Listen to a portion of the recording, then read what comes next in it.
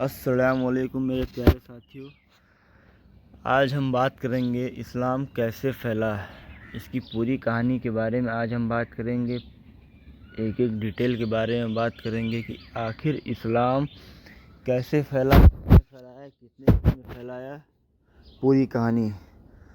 تو چلیے شروع کرتے ہیں۔ اگر ویڈیو پسند آئے تو آپ میرے چینل کو سبسکرائب ضرور کریے گا اور لائکس اور کمنٹ بھی ضرور کریے گا، ٹھیک ہے میرے ساتھیوں۔ تو چلیے اسلام کیسے شروع ہوا۔ آج دنیا میں لگ بھگ 2 ارب لوگ ایک ایسے دھرم کو مانتے ہیں جس کی شروعات آج سے قریب 1400 سال پہلے ہوئی تھی۔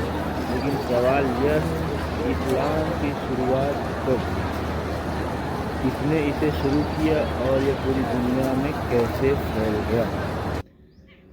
آج کی اس ویڈیو میں ہم جانیں گے اسلام کی پوری کہانی، شروعات سے لے کے دنیا بھر میں پھیلنے تک۔ 1400 سال پہلے آج کے سعودی عربیہ کے علاقے کو عرب کہا جاتا تھا۔ اس سمے کا سب سے بڑا شہر تھا مکہ۔ مکہ میں ایک بہت پوتر جگہ تھی جسے کعبہ کہا جاتا تھا، لیکن اس سمے لوگ ایک بھگوان کو نہیں مانتے تھے۔ وہ کئی دیوی دیوتاؤں اور مورتیوں کی پوجا کرتے تھے۔ سماج میں کئی بری چیزیں بھی تھیں، جیسے غریبوں پر اتیاچار، آپسی لڑائی، دوسروں کو ستانا، شراب پینا، لڑکیوں کو زندہ دفن کر دینا۔ ایسے سمے میں ایک مہان ویکتی کا جنم ہوا جس نے پوری دنیا کا اتہاس بدل دیا۔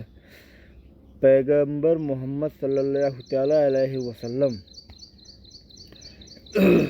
ان کا جنم 570 عیسوی میں مکہ شہر میں جنم ہوا۔ نام محمد تھا۔ ان کے پتا کا نام عبداللہ ابن عبد المطلب اور ماں کا نام آمنہ بنت وہب، لیکن بچپن میں ہی ان کے ماتا پتا کا انتقال ہو گیا۔ اس کے بعد ان کے دادا عبد المطلب اور چاچا ابو طالب ابن عبد المطلب نے ان کا پالن پوشن کیا۔ محمد صلی اللہ علیہ وسلم بچپن سے ہی بہت ایماندار اور سچے تھے۔ لوگ انہیں الامین یعنی بھروسے مند ویکتی کہتے تھے۔ جب محمد صاحب 40 سال کے ہوئے تو وہ اکثر مکہ کے پاس ایک گفا میں جا کر دھیان کرتے تھے۔ اس گفا کا نام تھا ہیرا کیو۔ 610 عیسوی کی ایک رات وہاں ان کے سامنے ایک فرشتہ پرکٹ ہوا۔ اس فرشتے کا نام تھا جبریل۔ انہوں نے محمد صلی اللہ علیہ وسلم کو اللہ کا پہلا پیغام سنایا۔ یہیں سے اسلام کی شروعات ہوئی۔ اسلام کا پہلا سندیش۔ محمد صلی اللہ علیہ وسلم نے لوگوں کو سندیش دیا کہ اللہ ایک ہے، سبھی انسان برابر ہیں، غریبوں کی مدد کرو، جھوٹ اور انیائے سے دور رہو۔ سب سے پہلے اسلام قبول کرنے والوں میں شامل تھے ان کی پتنی خدیجہ بنت خویلد، ان کے دوست ابو بکر، ان کے چچیرے بھائی علی ابن ابی طالب۔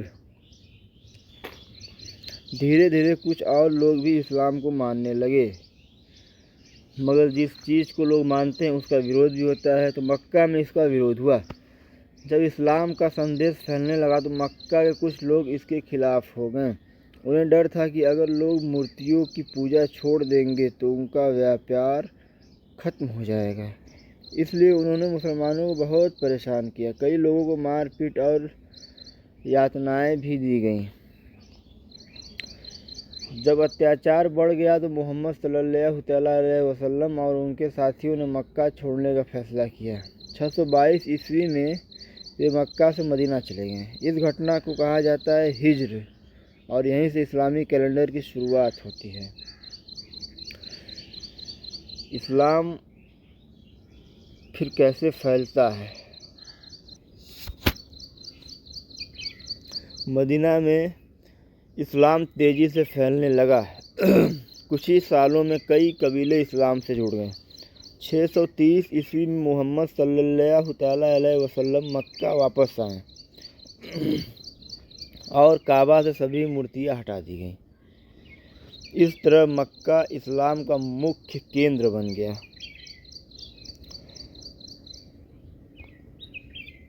632 عیسوی میں محمد صاحب کا انتقال ہو گیا، لیکن ان کے بعد ان کے ساتھیوں نے اسلام کا سندیش پوری دنیا میں پھیلایا۔